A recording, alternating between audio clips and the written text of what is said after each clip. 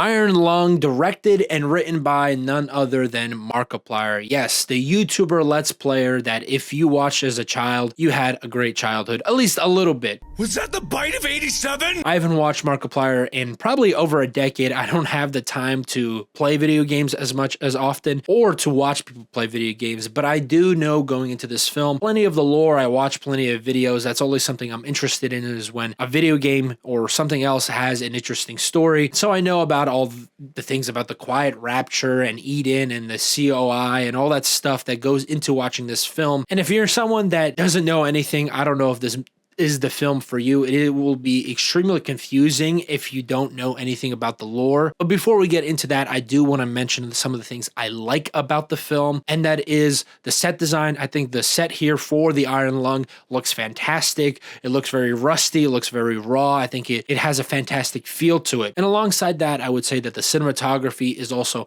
top notch. It doesn't get super distracting in most of the parts. It does what it needs to do. I wouldn't say it's the best cinematography in the world, but it does its job. There are some moments where I'm like, they kind of shot this a little bit differently. I don't like how this shot cuts to this shot, but that's filmmaking. You're not going to get everything 100% perfect, but the cinematography is fantastic. And anything basically technically wise, the sound design, the sound effects, the special effects, I would say all that stuff is very well done. I wouldn't have any complaint about it. It goes from passable to very good. The major problem I do have with this film, and I hate to report it, I hate to say it, is Markiplier himself. He is the main actor in the story, and it shows that he hasn't done any high-level professional acting before. You know, he's doing his best, and I think for someone who's not a professional actor, he does a fantastic job, but it still shows. A character like this has to be top-notch. It's only him. There's no interaction with any other actors besides some voices. And secondly, and I think this adds to Mark's performance, is that the dialogue is also really bad. I think this dialogue is the worst part about this film. I really did not like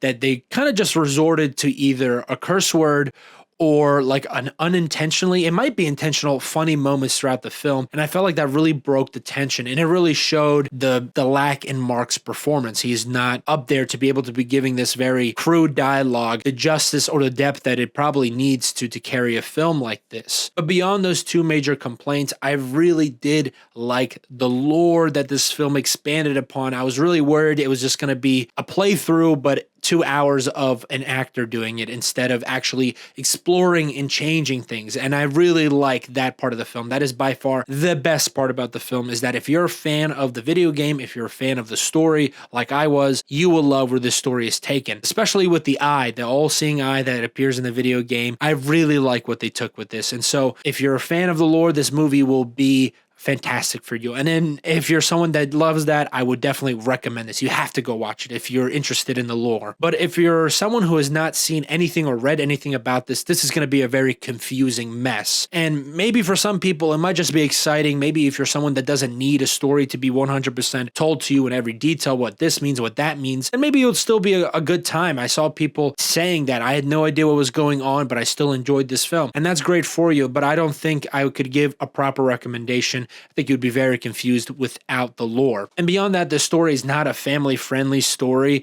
It's a horror film. There's cosmic horror, there's a little bit of body horror, and there's a lot of blood. And so if that's also something you're not interested in, as that's something you don't enjoy, maybe don't take a risk on this film. While I still want this film to do well, it is very much a passion project by Mark and the other creators in this. It's not, it's not the best thing to ever come out, but it is very much is a passion project. And I don't want it to flop for that reason. So if you do have any interest in it, and if you can stomach, or if you enjoy horror, if you like body horror, if you like cosmic horror, I would definitely go watch this if you can. I want stories like this, especially from YouTubers, people that are outside the Hollywood sphere, to keep making films like this. And I hope that it does do well, and that other people take small, unknown indie video games like this and they turn them into films. I think it would be very important for art in general, especially cinema, for us to start stepping into this direction. And those are all my thoughts. Let me know what you think in the comments down below, whether you agree with me, disagree with me. Let me know if you like the film, if you think it was a passion project, or whatever other thoughts you have. As always, like, subscribe, do all the things. It really helps the channel, and I'll catch you in the next one.